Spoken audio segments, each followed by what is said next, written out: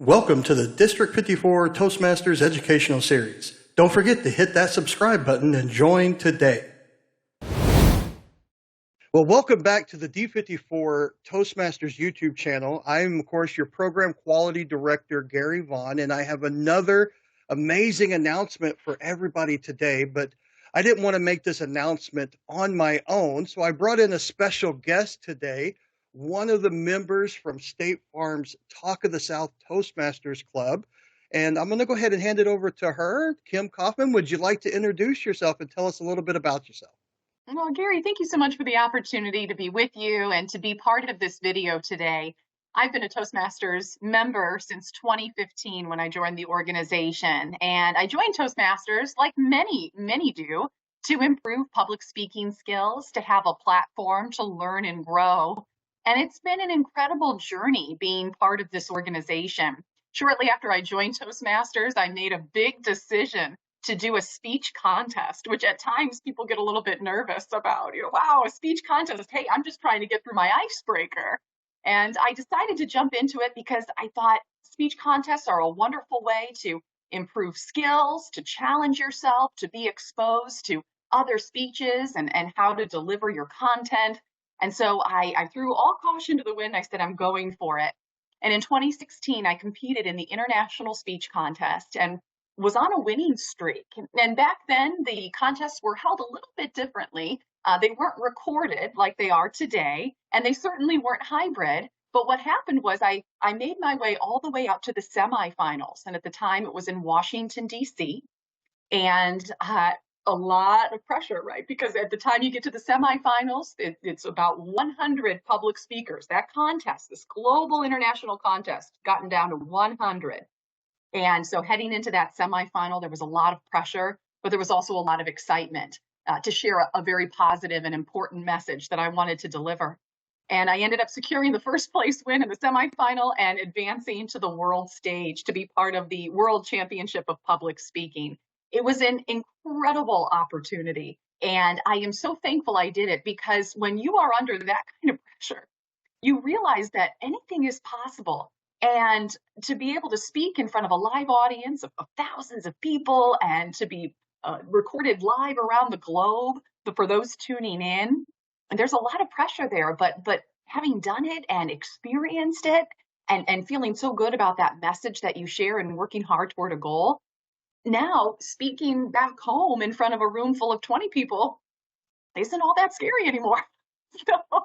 So anyway, it really puts things into perspective. And I'm just so glad for Toastmasters and for the experience to compete and also to serve with you in leadership last year when you were division director here in District 54. I was area director. And so it's great to be back and be part of this video with you, Gary. Yeah, thank you. And that's exactly what we're going to be talking about today, because just like you were in the International Speaking Contest, every year we hold this, right? Toastmasters International has their International Speech Contest. And some may not know that we also offer a secondary contest. So each year we have the International Speech that goes all the way to the world stage, but we have a rotating secondary contest that we have every year, and everybody's always anxious to hear the announcement of what we're going to have this year, and that's what we're doing today. So we're going to be doing that together. So I'm going to announce, yes, we're participating in the International Speech Contest, but Kim, can you help us introduce what is going to be our secondary contest this year? I'm thrilled to do that, Gary. And as you shared, each year that secondary contest rotates, right? So there's different contests, but I don't want to give it away. And I'm really excited. And so if we have that drum roll, the second contest that we're going to be doing in 2024 is the Table Topics contest. Table Topics. And so this tends to be an event that people absolutely love to do, at least within their club. So when you have time to do table topics and very much impromptu speaking. So receiving a prompt or a question and building a speech from your mind, not really prepared, and making that cohesive and tell a story and bring it home with a lesson or a point of education. It's really exciting. And that's what Table Topics is all about. And I would say, Gary, isn't this one of the shortest contests too, with Table Topics only being about 2 minutes?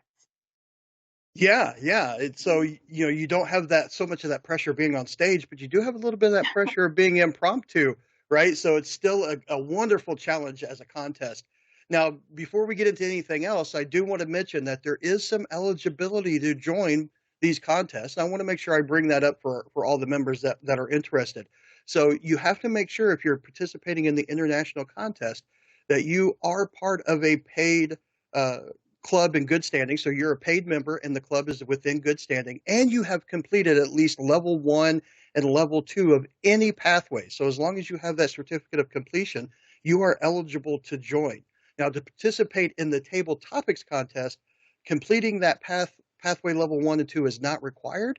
You simply have to be a paid club member. So if you are interested in either the international speech contest or the table topics contest, Kim, just give me a couple more things of why is this beneficial and when should they start, getting ready for this? As a speech contestant, having competed throughout the past couple of years, it's important. It's never too early to start. And so I think what our district and our club members need to keep in mind is just to really think about, do you want to compete? And making that decision, yes, I do, then comes that mindset, yes, I can. And I can persevere and I can be successful. And you can be successful through practicing. And so whether that's table topics, some people may say, well, wait, how do I prepare for table topics if I have to build my speech out of thin air once they ask me a question? When I competed in the table topics contest back in 2020, and 2020 was an interesting year, so the contests weren't able to necessarily take place the way they normally would have, but I practiced and I actually had someone read me prompts and I practiced building out a speech and having a cohesive beginning, middle, and end, and then making sure I kept it within that 2-minute time frame.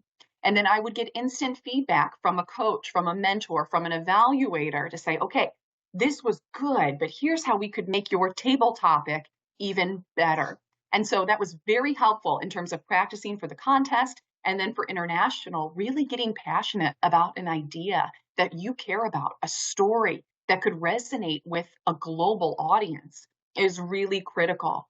And when you do this and you push yourself to compete in a contest, it's really not about being worried or nervous. It's about realizing the possibilities that can come when you step out of that comfort zone. I know in District 54, we talk a lot about that, thinking outside the box, finding comfort in the uncomfortable. But when you push yourself to work toward a goal, it's amazing the lessons that you can understand, that you can grasp, and then just how much you improve as a speaker and a leader and a thinker and a storyteller and everything in between. Not to mention, you have wonderful experiences and stories to tell after competing. And so I would encourage anyone, if you're on the fence, push yourself to try this because it's, like I said, it's an incredible experience. It's going to teach you a lot about yourself and the art of public speaking. Awesome. Well, thank you very much, Kim. And one more reminder for everybody else, we don't have any hard dates yet, but be looking for those dates throughout the year. But the club level usually starts December, January timeframe. We start having those club contests. So if you are interested, go ahead and start preparing now. I will sort of extend this out to the club officers as well. As a district, we always provide more additional training and education on how to conduct these contests. So make sure to stay tuned for those coming up in the next couple of months as well. And to everybody, again, I just want to extend a warm thank you to Kim Kaufman for helping me announce this today. And I'm excited about this year. Hopefully we have some great contestants and we have some great contests. Thank you and have a good day. Bye-bye. Thank you for watching, and don't forget to click that like, subscribe to our channel, and click that notification bell for more videos.